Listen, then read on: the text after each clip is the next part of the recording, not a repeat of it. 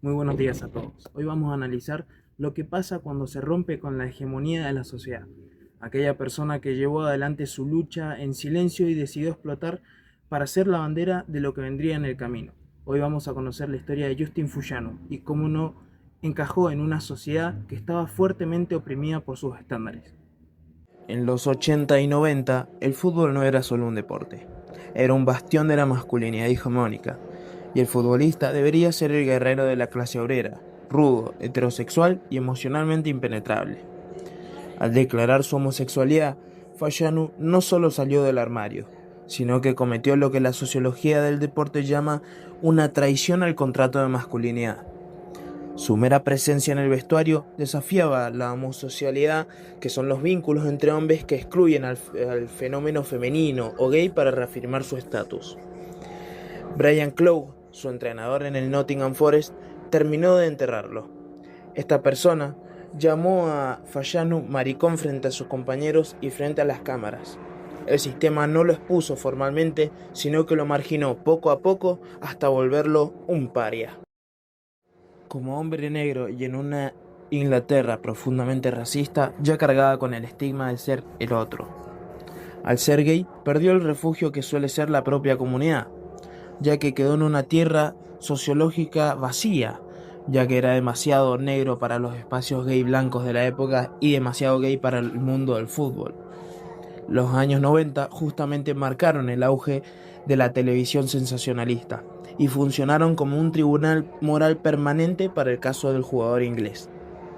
La prensa no trató su orientación sexual como un dato biográfico, sino como un escándalo de consumo. La misma TV fue la que transformó la identidad en una mercancía para el juicio de la opinión pública.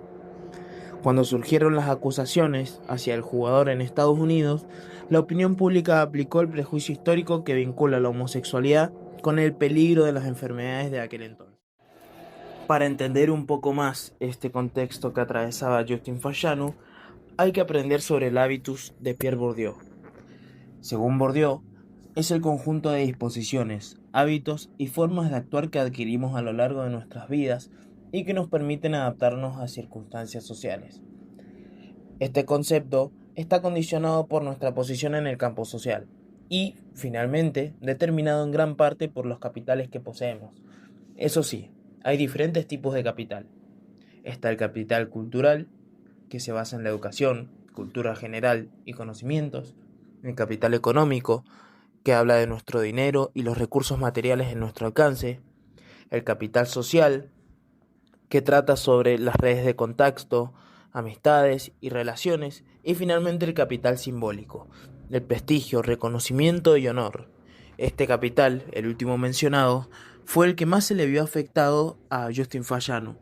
Al no entrar en ningún sector social y ni ser aceptado, perdió todo tipo de prestigio, de honor y de reconocimiento, siendo marginado poco a poco por los diferentes grupos sociales de los que se rodeaba. Sartori analiza cómo la primicia de la imagen sobre el pensamiento crítico degrada la democracia y la misma opinión pública. En los 90, la transición hacia el Homo videns, concepto de Sartori, estaba en su apogeo. La imagen de Fayanu en los tabloides y en televisión no invitaba a la reflexión ni al entendimiento, solo al impacto emocional y al prejuicio instantáneo. El mismo autor sugiere que la opinión pública se vuelve heterodirigida por los medios. En el caso del jugador, la televisión no informó sobre un hombre en conflicto, sino que construyó una mirada del espectador simplificada por la pantalla. No veía la complejidad que lo rodeaba, solo veía el desvío visual de la norma, acelerando su linchamiento social. En términos sociológicos, el futbolista Justin Fayanu fue una especie de prueba con capacidad de exclusión. Fue la víctima de una hegemonía que no estaba lista para ser cuestionada y de unos medios que prefirieron la imagen del caído antes que la del pionero. Para entender un poco más acerca de la historia de Justin Fayanu hay que también entender de contextos. Y para contrarrestar su caso está el de Joshua Cavallo, el jugador australiano que en el 2021 salió del closet y la hipermediatización de la globalización lo ayudó a sí mismo. ¿Por qué? Porque él mismo grabó su video de salida del armario en su casa, bajo sus propios términos, y lo publicó directamente en sus redes sociales. no necesitó un intermediario como la BBC para decir su verdad. Él fue el director de su propia noticia. Gracias a esta misma globalización, y en su caso digital, en cuestión de minutos recibió el apoyo del mundo entero, y del fútbol en total al ser el primero de este siglo en salir del closet. Estrellas mundiales como Zlatan Ibrahimovic, Antoine Griezmann y Rafael Varane le mostraron su apoyo en redes. La misma red que podría haberlo hundido creó un escudo global, y el problema ahora era la homofobia del fútbol, y no el jugador homosexual como en los años 90.